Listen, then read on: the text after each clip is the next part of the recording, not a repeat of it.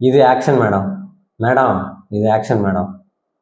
Australia எப்பவும் போல ஒரு மெகா ஈவெண்ட்டுக்கு முன்னாடி அவங்களோட ஆக்ஷனை ஸ்டார்ட் பண்ணிட்டாங்க. இப்போ ரீசெண்டாக நடந்த T20 சீரீஸில் பாகிஸ்தான் கூட 2 மேட்சும் தோற்று சீரீஸை தோத்துட்டாங்க. நீ 3வது மேட்ச்லையும் தோத்தா ஆச்சரியப்படுறதுக்கு இல்லை. ஒரு ஐசிசி மெகா ஈவெண்ட் போகிறாங்கன்னா அதுக்கு முன்னாடி நடக்கிற பைலேட்டரல் சீரீஸை ஆஸ்திரேலியா தோற்றுருவாங்க. ஆனால் அந்த வேர்ல்டு கப்பை நல்லா பண்ணுவாங்க. மேபி டைட்டில் அடிக்கலாம் அல்லது சூப்பராக பண்ணலாம். ஸோ இதை அப்போ ஒரு பேட்டர்னாகவே ஃபாலோ பண்ணிட்டு இருக்காங்க ஆஸ்திரேலியா. ஒரு போருக்கு போகிற முன்னாடி ஒரு பலி கொடுப்பாங்க அப்படின்னு ஒரு மித்து இருக்க மாதிரி ஒரு T20 வேர்ல்டு கப்போ ஒரு 50 ஓவர் வேர்ல்டு கப்போ நடக்கிறதுக்கு முன்னாடி ஒரு பைலேட்டரல் சீரீஸை ஆஸ்திரேலியா பலி கொடுத்துட்றாங்க. பலி கொடுத்தாதான் வேர்ல்டு கப் ஜெயிக்க முடியும் அப்படின்னு சொல்லிட்டு எந்த ஜோசியர் சொன்னான்னு தெரியல. 2023 50வது உலகக்கோப்பைக்கு முன்னாடி கூட இந்தியா கூட 3-0 தோத்தாங்க.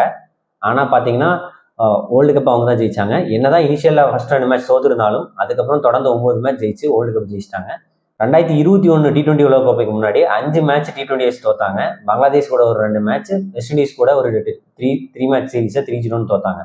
அந்த இதோட உள்ள போய் 2021 T20 வேர்ல்டு கப்பே தட்டிட்டு போயிட்டாங்க. இப்போவும் அதே பேட்டர்ன் தான் மறுபடியும் ஃபாலோ பண்ண ட்ரை பண்ணுறாங்கன்னு நினைக்கிறேன். இது எப்படி இந்த தடவை எட்டுவிடும் அப்படின்னு தெரியல. பட் பொறுத்திருந்து தான் பார்க்கணும். இதை பற்றி நீங்கள் என்ன நினைக்கிறீங்கன்னு கமெண்ட்ஸில் சொல்லுங்கள்.